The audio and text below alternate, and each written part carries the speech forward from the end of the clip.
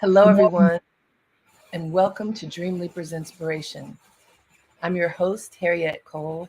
So very happy to be with you today. It feels like it's been a long time since we've been together, and it's just been 1 week, at least for those of you who come and connect with me weekly. But what a busy week it has been. I wonder if it's been as busy for you as it was for me. Every day felt like 10 days in one. Somehow we just packed lots of work in, lots of engagement with people on all different levels. It was busy. And when it's really busy, sometimes you can find yourself moving so fast that you're almost running. It's not just putting one foot in front of the other, but it's making great strides. And I find that during those periods that are extra busy, there are a couple things that I need to do. One, I talk about my list all the time. I need to write my list and follow my list so that my days are ordered, so that whatever I believe I'm supposed to be doing, I actually am accomplishing, and I'm able to track it because I write it down and follow up on it. On those busy days and busy weeks, this has been essential for me to be able to stay focused and not veer off track because a responsibility, a task, a person pops up and it feels like I need to attend to that particular thing, person, action in that moment. And while sometimes that is true, it can easily throw you off course. Have you ever had that as a challenge? It's often a challenge that I face. And this past week put me to the challenge. So, following my list, writing it down, and checking it off became essential for me to be able to be productive. The other thing that became essential was to find quiet time every single day. When you're busy, when you're ripping and running and going and going and going, sometimes the end of the day comes and you feel like you're going to pass out from fatigue. While you may need to just go to sleep, rest, end your day quietly, and you should, the kind of quiet time that I'm talking about is chosen stillness. When honestly, it's really good if you could start your day with this chosen stillness so that you just sit, you breathe, you allow yourself to be present, and to listen to the voice inside. That is a way that can help to anchor you, to ground you no matter what is before you. And when your day is really, really busy, I recommend that you do that at the end of the day too. Just sit and breathe and be still and allow yourself to re-engage your center. Now, truly, this is something you can do throughout the day. When you find yourself going and going and going, and your energy may diminish or you may feel hyped up, you know, when this can happen at any time, but especially when you are busy, can it be uh, noticeable that you need this support? That's when you can carve out 2 or 3 minutes, 5 minutes to just be still and allow yourself to re engage, to recenter. What does that look like? It looks like breathing, engaging the breath, recognizing the power of your breath. We know it's powerful, but we take it for granted. If we expect that we're waking up in the morning, we're waking up with a breath. Our body is so smart, even when we are sleeping, it continues to breathe because otherwise we wouldn't be waking up, right? We know this. But when we consciously think about it and say, what keeps me on a pace? What keeps me centered? What allows me to be anchored in myself? It is the breath. What do we stop doing when we feel nervous? Breathing.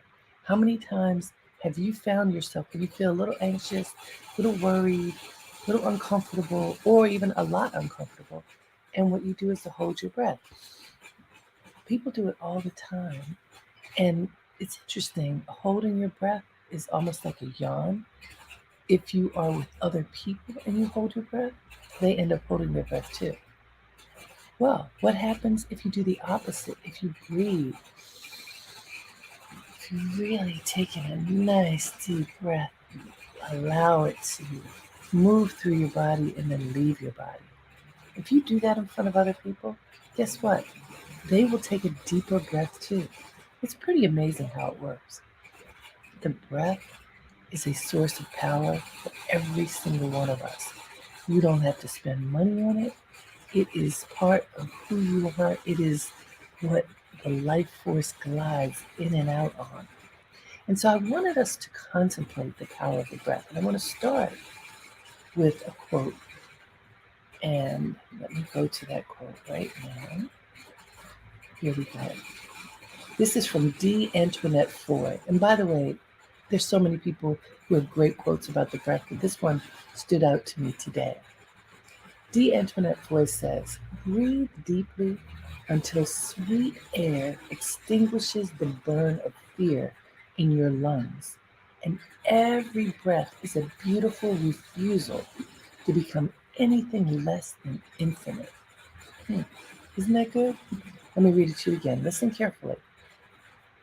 Breathe deeply until sweet air extinguishes the burn of fear in your lungs, and every breath is a beautiful refusal to become anything less than infinite.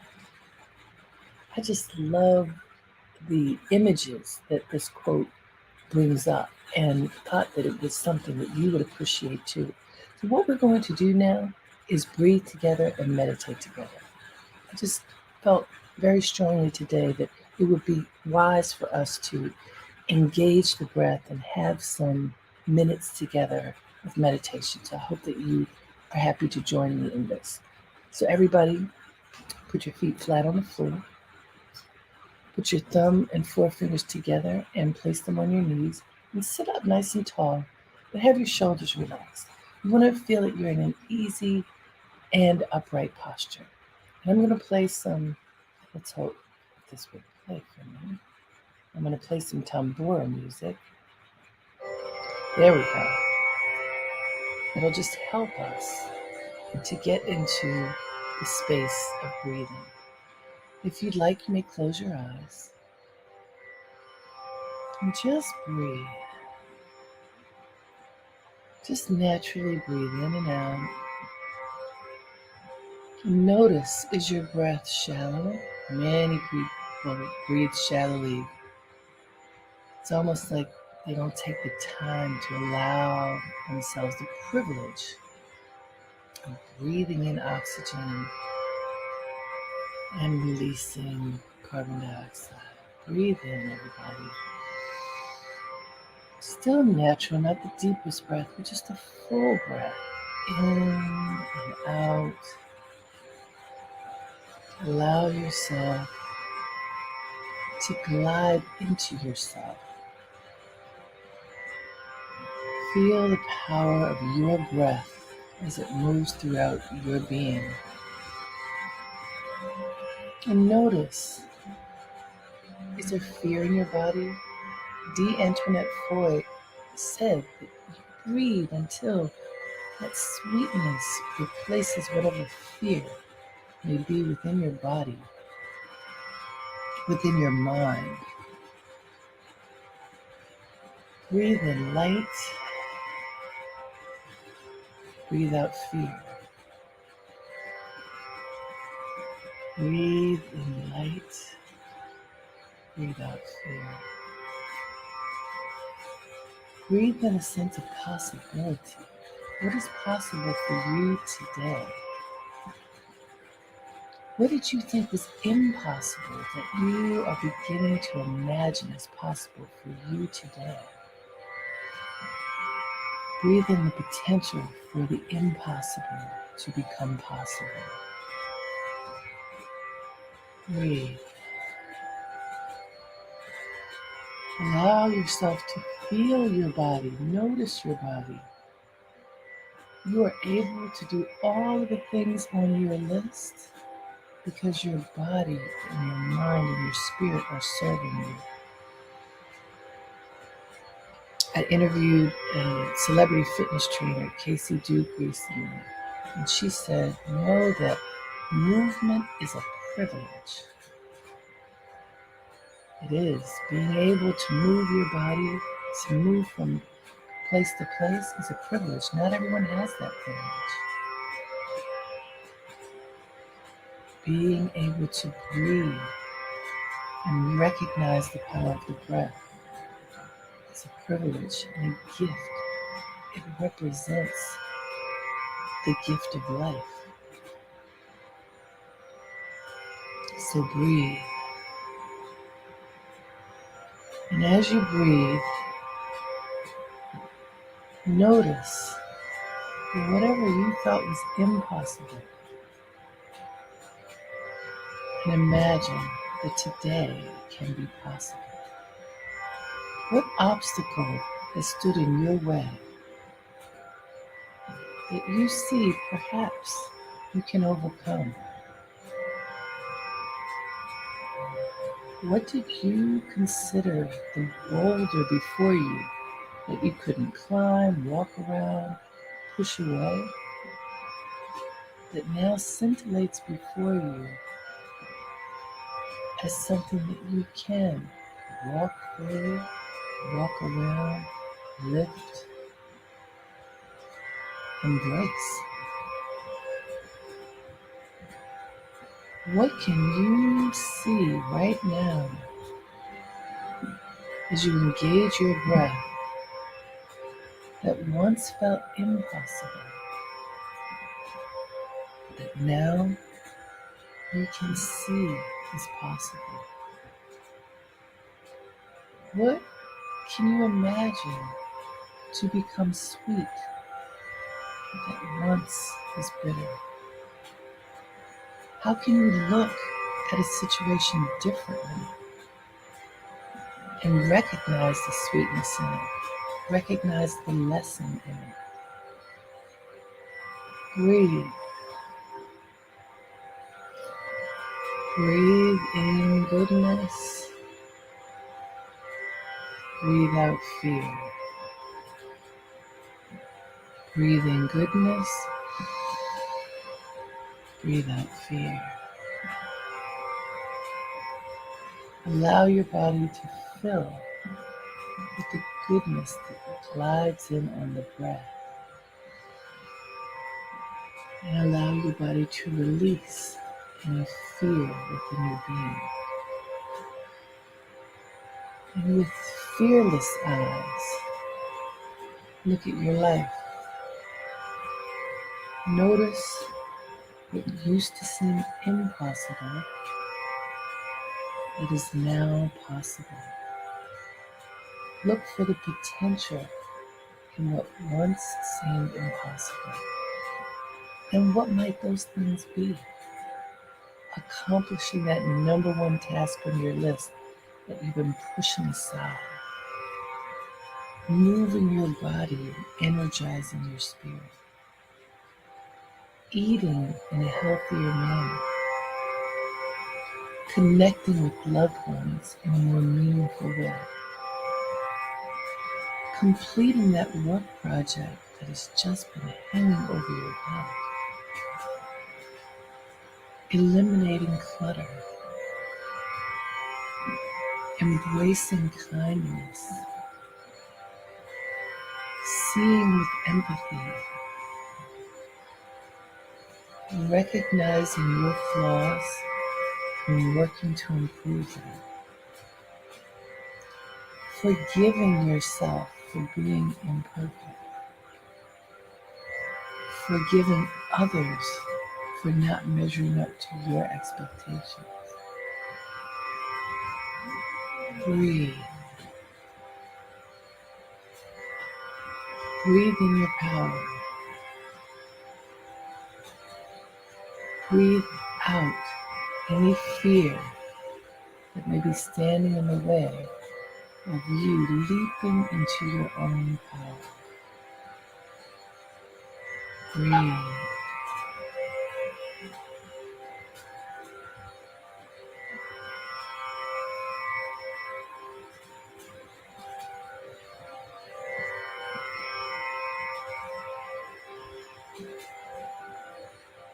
I hope you feel as the breath moves in and out of your body, the potential for you to embrace your greatness is right there in front of you. All you have to do is take a step toward your own greatness. No matter where you are in life, you still are great. No matter what work you have to do in yourself, you are great now. Through embracing the power of the breath, you get glimmers of your own greatness. Breathe in your own power. Exhale and release your fear. And when you are ready, you may open your eyes.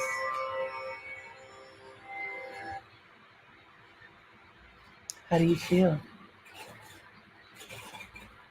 I'd love for you to take a moment right now and write down whatever has come up for you. What are you feeling right now? What did you experience when you embraced the breath in that way?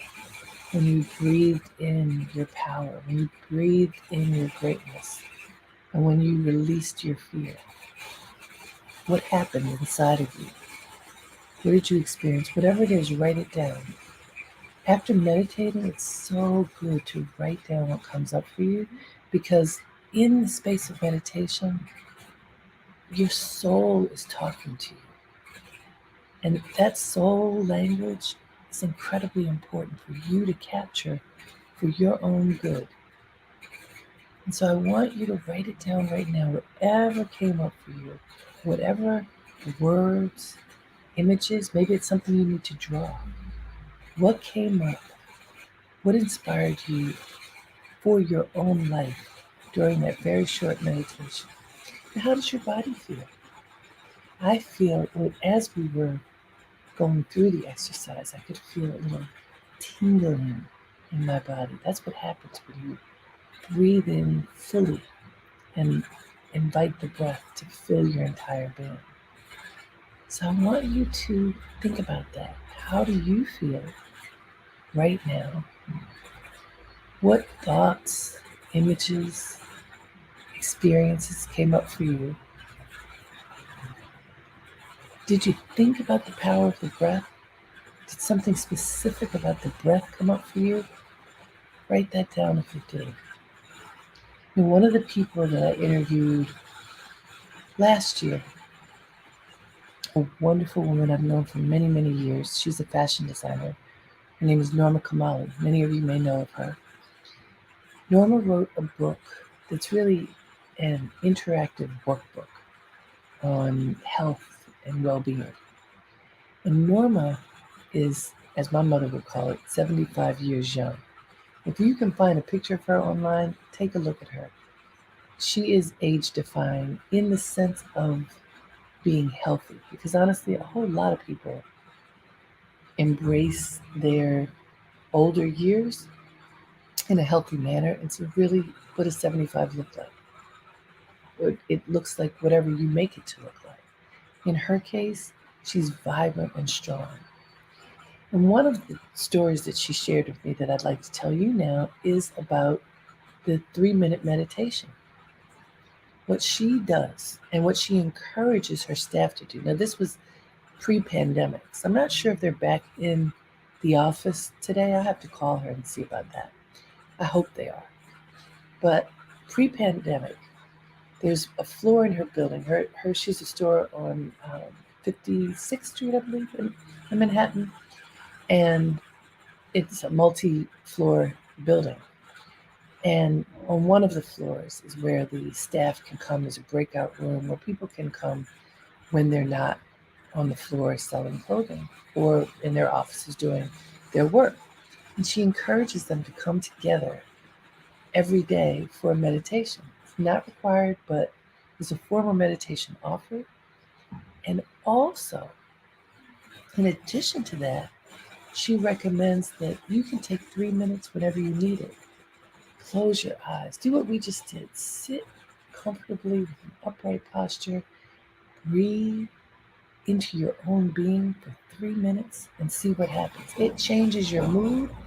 And she says sometimes she'll just go in the restroom and sit on the toilet cover when the seat is down, sit up, do her 3 minutes, get herself realigned, and go back out and engage in her day.